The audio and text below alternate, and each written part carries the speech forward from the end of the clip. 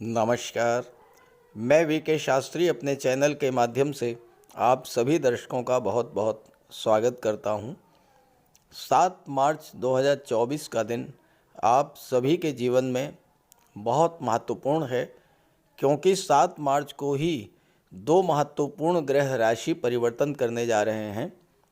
बुद्धि, व्यापार, management, share market, communication और आईटी सेक्टर के कारक युवराज बुध 7 मार्च को प्रातः 9:35 पर मीन राशि में गोचर करेंगे और मीन राशि में 26 मार्च तक रहेंगे। 26 मार्च को राशि परिवर्तन करके मेष राशि में चले जाएंगे। मीन राशि में बुध और राहु की युति बनेगी। 7 मार्च को ही धन, वैभव, समृद्धि, संपन्नता, कंफर्ट, लग्जरी, प्रेम, विवाह और रोमांस के कारक दैत्य गुरु शुक्र प्रातः 10:46 पर कुंभ राशि में गोचर करेंगे और अपने परम मित्र शनि के साथ युति बनाकर 31 मार्च तक कुंभ राशि में ही गोचर करेंगे और 31 मार्च तक आप पर धन और सुखों की बरसात करते रहेंगे। तो बुध शुक्र के राशि परिवर्तन का कर्क राशि के जातकों के जीवन पर क्या प्रभाव पड़ेगा, इसी का विश्लेषण करेंगे इस वीडियो में। ये विश्लेषण आपकी चंद्र राशि के आधार पर किया जा रहा है, यानी चंद्रमा आपकी जन्म कुंडली में जिस राशि में गोचर कर रहे हैं वही आपकी चंद्र राशि होगी और उसी के आधार पर आपको इस वीडियो को समझना है। यह है कर्क राशि के जातकों की कुंडली। बुध का गोचर आपकी कुंडली के भाग्य के भाव में है। यहाँ पर बुध कुंडली के 12वें भाव और तीसरे भाव के स्वामी होकर के भाग्य के भाव में गोचर कर रहे हैं। बुध क्या हैं? बुध हैं बुद्धि के कारक। आपकी बुद्धि इस समय कहाँ पर होगी? इस समय आपकी बुद्धि 12वें भाव पर होगी और तीसरे भाव पर होगी। अब बुध तो व्यापार के कारक हैं, 12वां भाव विदेश का होता है, तो ये समय विदेशी व्यापार के लिए बहुत अच्छा है। तीसरा भाव ऑनलाइन प्लेटफॉर्म का होता है, संचार माध्यमों का होता है। जो लोग ऑनलाइन ट्रेडिंग करते हैं, शेयर मार्केट से जुड़े हुए हैं, स्टॉक मार्केट से जुड़े हुए हैं, किसी भी तरह के विदेशी व्यापार से संबंध रखते हैं, एक्सपोर्ट इंपोर्ट का कार्य करते हैं, लोगों को विदेश भेजने का कार्य करते हैं, जो लोग बैंकिंग के क्षेत्र में हैं, चार्टर्ड अकाउंटेंट हैं, रिसर्च के क्षेत्र में हैं, डाटा प्रोसेसिंग का कार्य करते हैं, डाटा एनालिसिस का कार्य करते हैं, ऑडिट या टैक्सेशन से जुड़े हुए हैं, ऐसे सभी जातकों के लिए बुध भाग्य का पूरा साथ देने के लिए 9वें भाव में गोचर कर रहे हैं और भाग्य के सपोर्ट से ही आप विदेश से अपने कार्य क्षेत्र का संबंध बनाएंगे। यहाँ पर बुध और राहु की युति बनेगी। बुध और राहु मित्र हैं। बुध आपकी बुद्धि हैं, आपके इंटेलिजेंस हैं, आपके सोचने समझने की क्षमता है बुध। राहु क्या हैं? राहु हैं चतुराई, चालाकी, डिप्लोमेसी। तो बुध और राहु की युति बनने से बुध के प्रभाव में कई गुना वृद्धि होगी। बुध और राहु की युति आपकी स्किल, चतुराई, चालाकी, कौशल, डिप्लोमेसी में कई गुना वृद्धि करेगी। छात्रों के लिए बुध का गोचर बहुत महत्वपूर्ण है। उच्च शिक्षा के लिए विदेश जाने का पूरा योग इस समय बन रहा है। इसके अलावा बुध तीसरे भाव के स्वामी होकर के भाग्य के भाव में बैठे हैं, तो छोटी यात्राओं से आपको लाभ मिलेगा, मार्केटिंग के क्षेत्र से आपको लाभ मिलेगा, टूर एंड ट्रेवल के क्षेत्र से लाभ मिलेगा, भाई बहनों का आपको सहयोग मिलेगा। 14 मार्च को यहाँ पर सूर्य भी आ जाएंगे, बुधादित्य राजयोग बनेगा। आपका कॉन्फिडेंस लेवल बहुत हाई होगा, निर्णय क्षमता बढ़ जाएगी, तर्क शक्ति बढ़ जाएगी।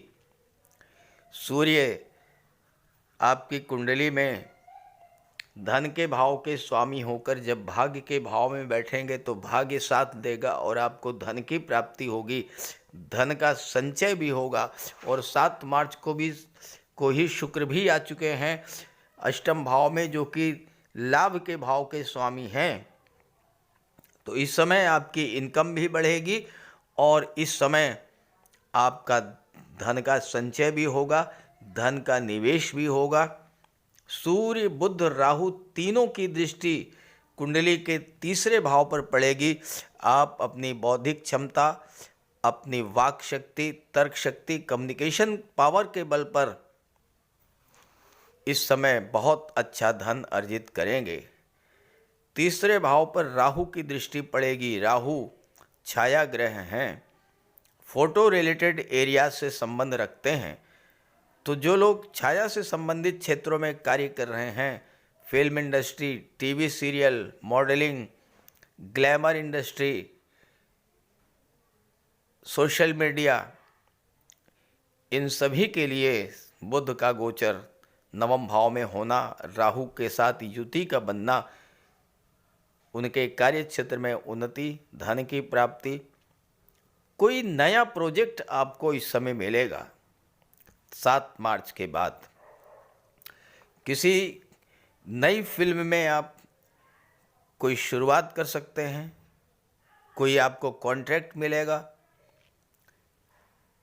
इस तरह का कार्य होगा। तीसरा भाव छोटी यात्राओं का होता है, छोटी छोटी बिजनेस टूर से आपको लाभ मिलेगा। नवम भाव बड़ी यात्रा का होता है, विदेश यात्राओं का योग बनेगा, उससे आपको लाभ मिलेगा। और साथ ही साथ नवम भाव में राहु बैठे हैं, सूर्य भी आ जाएंगे। भाग्य तो साथ देगा, लेकिन पिता और गुरु से आपको अपने संबंधों को बहुत संभाल करके रखना होगा और पिता के स्वास्थ्य का भी विशेष ध्यान रखना होगा। इसके लिए अपने घर में आप पूजा पाठ, धार्मिक कर्मकांड कीजिएगा, पिता के साथ संबंध बना करके रखिएगा, गुरु और पिता के मार्गदर्शन में कार्य कीजिएगा, तो आपकी बुद्धि सही दिशा में कार्य करते हुए आपको हर क्षेत्र में बुलंदियों तक ले जाएगी। शुक्र 7 मार्च को अष्टम में आएंगे, लाभ के स्वामी हैं और चौथे भाव के स्वामी हैं। 8वें भाव में गोचर करेंगे। 8वां भाव गुप्त धन का होता है। गुप्त धन वो पैसा होता है जो पैसा आपको कहीं से मिलना था, नहीं मिल पाया, पैसा आपका कहीं डूब गया, किसी को आपने उधार दे दिया, वो पैसा नहीं मिल पाया। इस तरह का धन 7 मार्च के बाद आपको मिलना था, जो मिलना होगा मिलेगा। कुंडली का 8वां भाव कष्टों का, पीड़ाओं का, दुखों का भी होता है।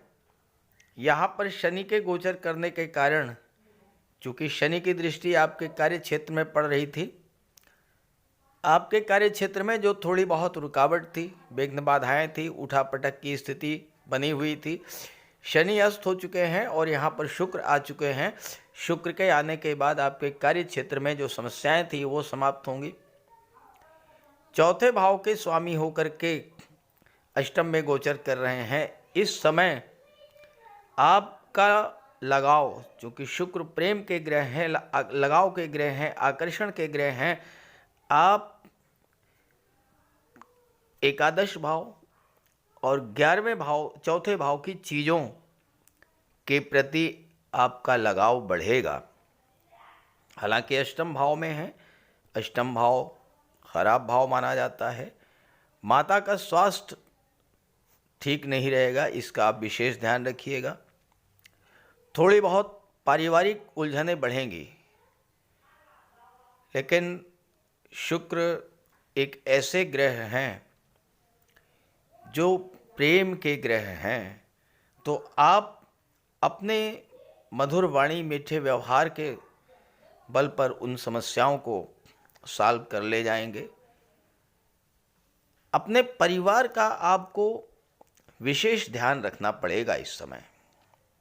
हालांकि शुक्र आपके लिए बहुत अच्छे हैं, लाभ के स्वामी हैं, हमेशा आपको धन लाभ कराएंगे, लेकिन इस समय शुक्र अष्टम भाव में है, तो इसलिए आपको अपने परिवार का विशेष ध्यान रखना पड़ेगा।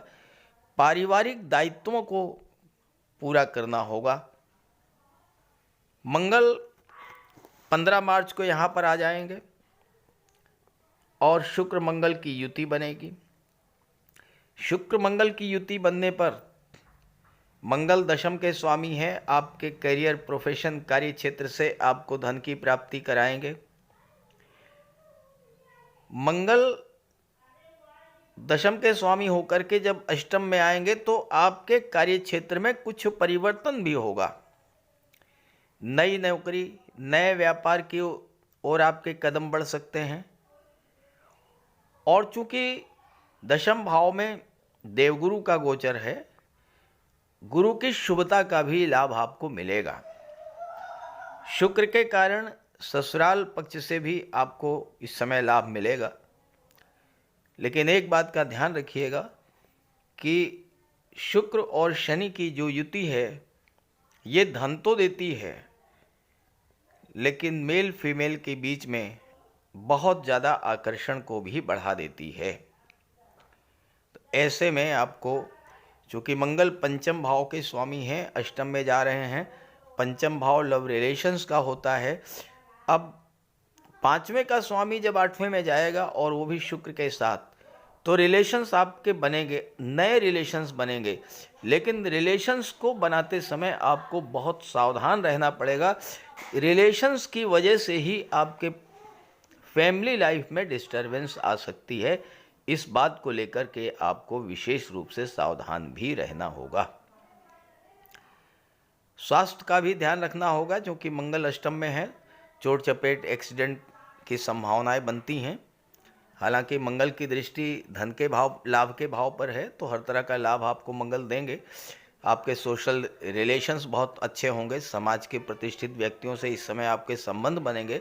आपके मित्र भी गणमान्य व्यक्ति होंगे, उनका आपको लाभ मिलेगा। लेकिन स्वास्थ्य को लेकर के थोड़ा सा आपको सावधान रहना पड़ेगा। और चूंकि मंगल की दृष्टि दूसरे भाव पर पड़ेगी, जो वाणी का भाव होता है, तो वाणी में भी कटुता आ सकती है। इस बात को लेकर के भी आपको सावधान रहना होगा। तो अगर आपने इन बातों का ध्यान रखा तो आप ये समझिए कि 7 मार्च से 31 मार्च में आपके जीवन में बहुत कुछ सकारात्मक परिवर्तन होने जा रहा है। इस गोचर का लाभ उठाइए और अपने साथियों को भी इस वीडियो को शेयर कीजिएगा। नमस्कार।